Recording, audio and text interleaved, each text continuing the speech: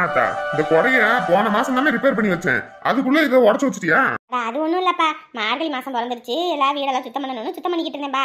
அப்பதான் மேலந்து கீழே விழுந்துருச்சு. மேலந்து கீழே விழுந்து இப்படி இதாகி போச்சு. இது என்ன ஆச்சுன்னு பார்ப்ப வைப்பான்னு சொல்லல, அப்படியே எடுத்து வச்சுட்டேன். இதை திட்டுறல, நீ திட்டுவன்னு தான் சொல்லல. நீ இருக்கிய ஆத்தா, உன்னை நம்பி ஒரு பொருளை வீட்டுல வச்சுட்டு போய் அப்புறம் அது அந்த இடத்துல தான் இருக்குன்னு நம்பிக்கிட்டு போய் மறுபடியும் வந்து எடுத்துட்டு போனேன்னு வச்சுக்க, அப்புறம் அவ்வளவுதான். சரிடா சரிடா, ரிப்பேர் பண்ணி வைடா. மாசம் மாசம் நான் ரிப்பேர் பண்ணி வைக்கிறேன், நீ உடச்சு வை. சரி சரி, ஏதாவது ஒரு பின்னு தான் கலந்து இருக்குது. ஆத்தி, இதுக்கு மேல வாய கொடுத்தா அவ்வளவுதான். முத்தாயி, என்னம்மா தண்ணி எடுக்க போறியா? ஆமா முத்தாயி, என்ன நீ பாத்திரம் கழுவிக்கிட்டு இருக்க? மருமவ எங்க? மருமவளமா வீடெல்லாம் கூட்டி சுத்தம் பண்ணிக்கிட்டு இருக்காமா, பொங்க வேற வரப்போகுது இல்ல. சரி சரி, எதுவும் விசேஷம் உண்டா? என்ன விசேஷம்? பொங்க தான் வரப்போகுது இல்ல, இதுக்கு மேல என்ன விசேஷம்? அட நீயும் இங்கதான் இருக்கியாயா? சரி சரி, நான் கவனிக்கவே இல்ல பாரு. கவனிக்க மாட்டீங்க. மருமவளுக்கு எது விசேஷம் இருக்கா? என்னம்மா இப்பதான் கல்யாணம் ஆனிச்சு, அதுக்குள்ளேயும் விசேஷமா? இல்ல, எது விசேஷம் இருக்கான்னு கேட்டேன். இவ வேற அவன் இருக்கும்போது வந்து நல்லா வாங்கி கட்டிக்கிட்டு தான் போறான். மருமவனும் பிள்ளையும் ஒன்னாந்தா தான் அடுத்த மாசத்துல ஏதாவது ஒரு நல்ல செய்தி கிடைக்கும். இப்படி குடும்பத்தையே கூட்டிட்டு வந்து உள்ள வச்சுக்கிட்டா எப்படி? வீடு அம்பிட்டு பெருசு இல்ல. என்ன அவங்கள நீங்க தலையில இருந்து சுமந்துக்கிட்டு இருக்கீங்களா? இல்லப்பா, காலகாலத்துல உங்க வீட்லயும் நல்ல செய்தி கேட்கும்ல. எல்லாத்தையும் வீட்டுக்குள்ள வச்சுட்டு இருந்தா எப்படி கேட்கும்? அதெல்லாம் கேட்கும் போது கேட்கும். சும்மா வந்தமா பேசிட்டு போனமான்னு இருங்க. அதை விட்டுவிட்டு வீட்டுல விசேஷமா காட்டுல கருமாதியான்னு சொல்லி கேட்டுக்கிட்டு கடுப்பேத்திக்கிட்டு இருக்காதீங்க. என்ன சொல்லிவிட்டேன்? இப்ப நான் கேக்குறேன், அவங்க என்ன உங்க வீட்டுல வந்து உட்காந்துருந்தாங்களா, இல்ல நீங்க சாப்பிட சோத்த எதுவும் புடிங்கி சாப்பிட்டாங்களா, இல்ல அவங்க செலவுக்கு நீங்க எது காசு கொடுக்குறீங்களா, இல்ல உங்களுக்கு துணிமணி எடுத்து கொடுக்குறீங்களா? ஒண்ணும் செஞ்சது கிடையாது. அப்புறம் என்ன உங்களுக்கு குத்துது? இத்தனை வருஷம் நாங்க இங்க இருந்தோம், யாராவது ஒருத்தர் வந்து கேட்டீங்களா, வச்சீங்களா? இப்ப என்ன புதுசா அவங்கள உள்ள விட்டோன்னே ஒவ்வொருத்தரும் வந்து கேக்குறீங்க? ஐயோ சாமி, உன் வீட்டு விஷயத்தை பேசுறதுக்கு நான் தான் போய் செவுத்துல முட்டிக்கணும். போய் முட்டிக்கங்க, எங்களுக்கு என்ன வந்துச்சு? என்ன முத்தாயி, ஏதோ பேச்சு வாக்குல கேட்டா உன் பையன் இப்படி துள்ளுறான்? ஏமா வந்தியா, ஏதோ விசாரிச்சுட்டு போனியா, அதை விட்டுட்டு எதுக்கு தேவையில்லாத பேச்சலாம்? ஏதோ தெரிஞ்சவங்களாச்சு, நல்லது சொல்லுவான்னு நினைச்சேன். நல்லது ஒண்ணு எங்களுக்கு தேவையில்லை, சரிங்களா? வந்தமா செலவுக்கு காசு இல்லைன்னா கொடுக்குறீங்களா, அதுதான் நல்லது. இப்படி ஒரு வீட்டுல குட்டி கலாட்டம் பண்றது ஒண்ணு நல்லது கிடையாது. அம்மா சாமி, இனி உன் பஞ்சாயத்துக்கு நான் வரமாட்டேன், உன் வீட்டுக்கு வரமாட்டேன். அத்தா, என்ன விட்டுரு. யாரும் உங்களை கையை பிடிச்சி இழுக்கல, இருங்க வைங்கன்னு கிளம்புங்க. இப்படிதான் ஊருக்குள்ள 4 வீட்டுல பிரச்சனை பண்ணி விட்டாங்கன்னா போதும், எல்லா குடும்பமும் அடிச்சுக்கிட்டு பிச்சுக்கிட்டு புறணும். எத்தனை பேருக்கு இப்படியாப்பட்ட கணவர் கிடைப்பாங்கன்னு தெரியல. ஆனா எனக்கு கிடைச்சவர் ரொம்ப பொக்கிஷமானவர். இவராத்தா, இந்த மாதிரி உள்ளவங்க கூட பேசிக்கிட்டு நீ திரிஞ்ச அப்புறம் ஒரு என்ன பண்ணுவேன்னு தெரியாது. போறவ கம்முன்னு வாய முடிக்கிட்டு போறத விட்டுப்புட்டு தேவையில்லாம எனக்கும் பேச்சு வாங்கி கொடுத்துட்டு போறா. மூஞ்சும் மொகர கட்டையும் பாரு. கிளம்புறாங்க. ஒருத்தருக்கு கஷ்டம்னா 10 ரூபா காசு கேட்டா இல்லன்னு வாழுங்க. அதுவே ஒரு வீடு அடிச்சுக்கிட்டு சாணம்னா எப்படி எல்லாம் பிரச்சனையை மூட்டி விடலான்னு காத்துக்கிட்டு இருப்பாங்க போல இருக்கு. நல்லா இருந்தாலே யாருக்கும் பிடிக்க மாட்டேங்குது. ஆமாண்ணே, நீங்க சொன்ன மாதிரி கால் போனும் ரெடி பண்ணியாச்சுனே. அம்மா, என் பொண்டாட்டி அது எப்படி ஒரே நல்ல கால் பவுன் கிடைக்கும்? அப்படி இப்படி இவங்க எங்கேயாவது கடனை உடனே வாங்கியிருப்பாங்க, இந்த பையன் ஏமாத்தி சம்பாதிச்சிருப்பான், இல்ல யாருக்கிட்டையாவது ஆட்டைய போட்டிருப்பான், அப்படி இப்படின்னு சொல்றாமா. எனக்கு என்ன பண்றதுன்னே தெரியலம்மா. ஒண்ணு இல்லனா ஒண்ணு, ஒண்ணு இல்லனா ஒண்ணுன்னு கடுப்பேத்திக்கிட்டு இருக்கிறான். உண்மை இதுதானே. அவன் போய் அந்த பாட்டி அம்மா கிட்ட வேலைக்கு போயிருக்கான். அவரோட கஷ்டத்தை பார்த்துட்டு எனக்கு காசும் வேணாம் ஒன்றும் வேணாம், அவங்களுக்கு இலவசமாகவே நான் பண்ணித்தரேன் அப்படின்னு சொல்லி எல்லா வயலையும் அவனே ஒத்தையாளாக இருந்து அறுவடை பண்ணி அதெல்லாம் நெல் அடித்து மூட்டை கட்டி கொடுத்து எல்லா வேலையும் பார்த்துருக்கான். அதுக்கப்புறம் இவன் கஷ்டத்தெல்லாம் கேட்டுட்டு அந்த அம்மா தான் கொடுத்தாங்க. முன்ன பின்ன தெரியாதவங்க கூட இவன் கஷ்டத்தை புரிஞ்சுக்கிறாங்கண்ணே. ஆனால் இவங்க கூடயே இருக்கிறவங்க யாருமே இவன் கஷ்டத்தை புரிஞ்சுக்க மாட்டேங்கிறாங்கண்ணே. எல்லாரும் புரிஞ்சுக்கிட்டா கூட பரவாயில்ல, ஆனால் இப்படி அப்பா அம்மா இல்லாத பிள்ளைங்களை தான் இவ்வளோ கஷ்டத்துக்கு ஆளாக்குறாங்க. ஏம்மா, நான் சொன்ன மாதிரியேம்மா இங்க வச்செல்லாம் கல்யாணம் பண்ணோன்னு வச்சுக்கோங்களே, ஒன்றும் பண்ண முடியாது. என் பொண்டாட்டி கிட்ட ஒருத்தர் நிம்மதியா வாழ முடியாது. அவ பேசுற பேச்சு எனக்கே வர வர சுத்தமா பிடிக்க மாட்டேங்குதுமா. என் பொண்ணை கூட்டிக்கிட்டு வாரேன், அங்கேயே வச்சு கல்யாணம் பண்ணி அவங்கள நல்லபடியா வச்சுக்கிட்டு வாரம்மா.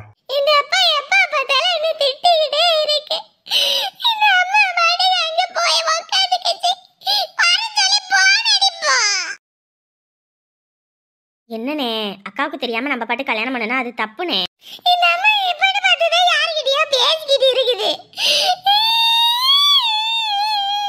அண்ணே ஒரு நிமிஷனே, வீட்ல இருந்து புள்ள போன் பண்ணிக்கிட்டே இருக்கிற, என்னன்னு கேட்டுட்டு வந்துட்டுமா?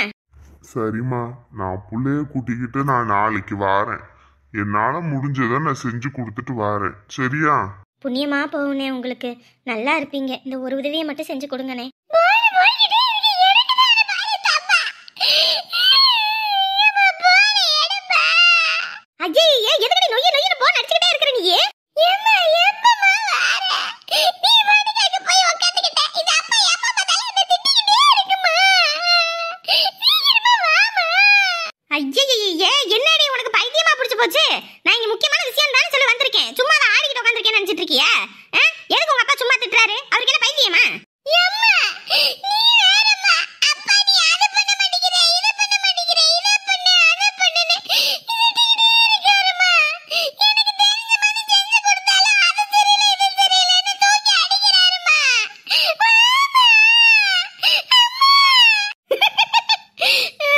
இப்ப தெரியுதா அம்மா ஏன் சொன்னேன்னு?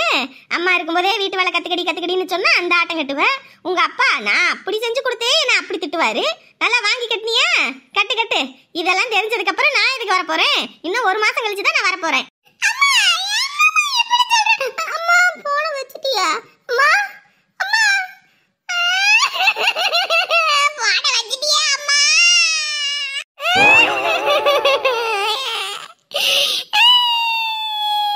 செல்வி, இங்க பாத்திரம் வேற அப்படியே கிடக்குது. ஈ வச்சுக்கிட்டு இதெல்லாம் கழுவணுன்ற அறிவு உனக்கு இருக்குதா இல்லையா? எப்படி வந்து மாட்டிருக்கேன் நானு? என்னை காப்பாத்த யாருமே இல்லையா? தங்கம், ஏ தங்கம். வாங்க பெரியம்மா. நல்லா இருக்கீங்களா? நான் நல்லா இருக்கேன்டி. என்னடி உன் வீட்ல என்னென்னமோ நடக்குதாமா? வெளிய எல்லாம் அப்படி சொல்றாங்க. நான் இன்னைக்கு தான் ஊர்ல இருந்து வந்தேன். இத கேட்டோனே எனக்கு உசுரே இல்ல பாத்துக்க. லிங்கம் எங்க போனா? இந்த புள்ளைகளை எங்க வீட்டை விட்டு போயிட்டாங்களாமா? நேத்து சரியான பிரச்சனையாமா? ஊருக்கு போயிட்டு வந்தோமா, வீட்டோட இருந்தமான்னு இல்லாம என் வீட்டு விஷயத்தை தான் நோண்டி நுங்க எடுத்துருப்பா போல இருக்கு. ஒன்னையும் விடாம எப்படி சொல்றா பாரு. என்னடி தங்கம், என்னடி ஆச்சு?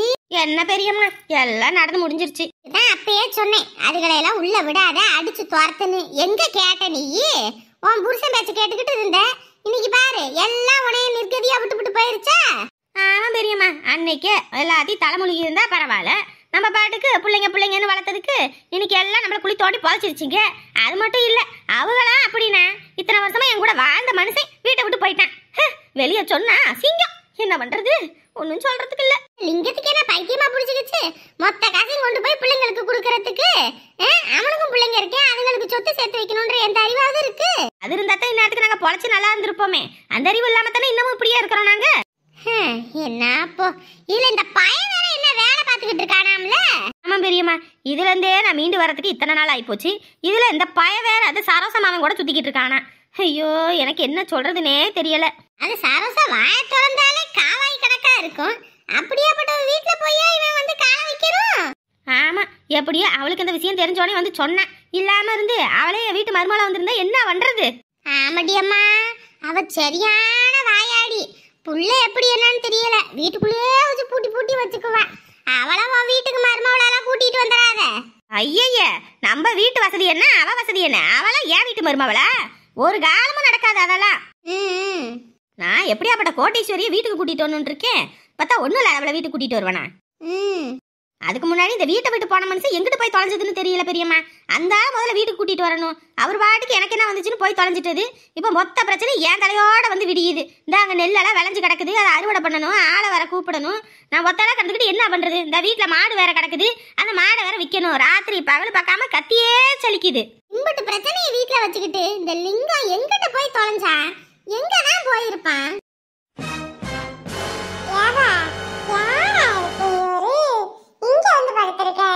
நானும் தாயா வந்ததுல இருந்து பாத்துக்கிட்டே இருக்கிறேன். அந்த மனுஷன் யாரு என்னன்னு தெரியல. நம்மளா வந்து உக்காந்து இருக்கிறது. அது மட்டும் இல்லாம பாக்குறதுக்கு வசதியான ஆளு மாதிரியும் இருக்குது.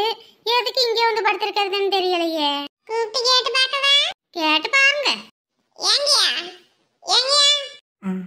சொல்லுங்க. என்னங்கப்பா இங்க வந்து படுத்திருக்கீங்க? இதெல்லாம் நாங்க வந்து உட்கார்ந்திருக்க இடம். நீங்க பார்க்க வசதியான குடும்பத்து ஆளு மாதிரி இருக்கு. ஏன் இங்க வந்திருக்கீங்க? வாழ்க்கையில நிம்மதி இல்லனா இப்படி இங்க தானங்க வரணும். என்னங்க ஆச்சு உங்களுக்கு? உங்ககிட்ட சொல்றதுக்கு என்னங்க, நான் பண்ணன பாவம் அதான். என்ன பாவம் பண்ணீங்க? என்னன்னு சொல்லுங்க. எங்களுக்கெல்லாம் வயசான காலத்துல உடம்பு முடியாம போச்சு. என் பொண்டாட்டியும் தவறிட்டா எனக்கு. அதுக்கப்புறம் என் பையனும் மருமக பேச்சு கேட்டுக்கிட்டு என்ன எல்லாம் பார்க்க முடியாது வைக்க முடியாதுன்ட்டாங்க. செலவு பண்ண கூட காசு தர மாட்டேன்ட்டாங்க ஆஸ்பத்திரிக்கு. அதுக்கப்புறம் நான் இங்கே இதே வந்து கோவிலே கறி சாமியே கறின்னு இங்கே வந்து உக்காந்துட்டேன். நானும் உங்களை மாதிரி நல்லா வசதியான குடும்பம் தான். காசு பணம்னு சொத்துக்கு எந்த குறைவும் இல்லாம இருந்தேன். தொழில் பண்ணினாங்க. நாங்காளி பங்காளி எல்லாரும் சேர்ந்து என் சொத்தை மட்டும் வளைச்சி எடுத்துக்கிட்டு என் அம்போன்னு விட்டுட்டாங்க. அதோட வீட்டுக்கு போனா என் பொண்டாட்டி என்ன மதிக்கல. என் பிள்ளைங்களும் உன்னையெல்லாம் வீட்டுல சேர்க்க முடியாது, உன்னாலதான் நாங்க கஷ்டப்பட்டோம்னு சொல்லி என்னைய அடிச்சு துரத்திட்டாங்க. அதுக்கப்புறம் யாருமே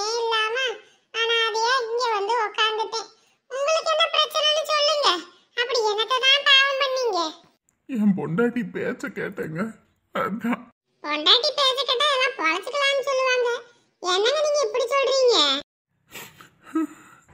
இவன் ராட்சசிங்க, ராட்சசி. கூட பிறந்த என் தம்பி பிள்ளைங்க அப்பா அம்மான்னு அவங்களுக்கு யாருமே இல்லை, எல்லாரும் இறந்துட்டாங்க. என் தம்பியும் பொண்டாட்டி எல்லாம்.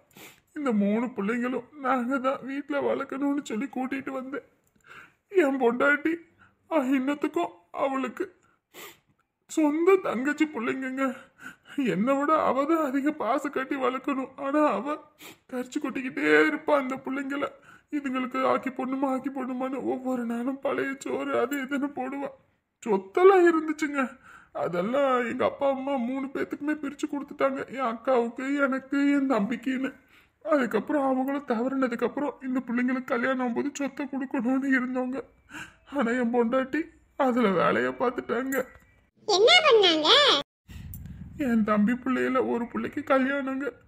கல்யாணம் ஆகிற நேரம் பார்த்து சொத்தை கேட்கா எங்க அக்கா. இவ கொடுக்க முடியாதுன்னு சொல்லிவிட்டா. பஞ்சாயத்து பண்ணுனா இவ அதுக்கு முன்னாடி என்கிட்ட என்ன சொல்லிட்டா, நீ மட்டும் அங்க போய் சொன்னீன்னா நாங்க 3 பேரும் செத்து போயிடுவோம். அதுக்கு காரணம் அவங்களும் நீயும் தான் காரணம்னு சொல்லி எழுதி வச்சிருந்தா சாவேன் அப்படி எப்படின்னு பயமுறுத்திட்டாங்க. எனக்கு என்ன பண்றதுன்னே தெரியல. ஏற்கனவே அந்த பிள்ளைங்க ரொம்ப கஷ்டப்பட்டுருச்சு.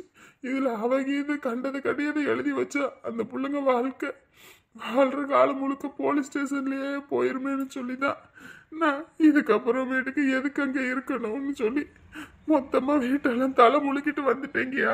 அட பாவத்தே, இப்படியுமா இருப்பாங்க மனுஷங்க? உங்க பொண்டாட்டி என் மருமவ கேஸ் போல இருக்கு. என் மருமவளும் அப்படித்தான். என் பொண்டாட்டி இருக்க வரைக்கும் என்ன நல்லா பார்த்துக்கிட்டாங்கம்மா.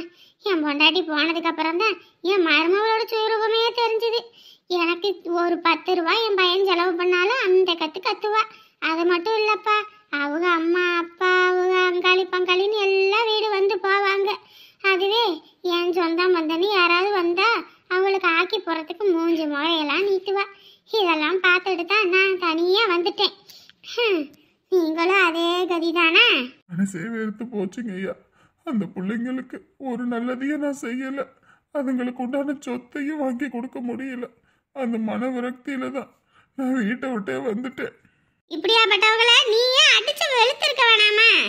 ஏன் அப்படி நீ வீட்டை விட்டு வந்த? பொண்ணுங்களை அடிக்கிறது பாவம் நினைப்பையா நானு. அவங்கள அடிக்கிறது பாவம்னா, ஆனா உன் முன்னாடி ஒரு ராட்சசியாச்சே.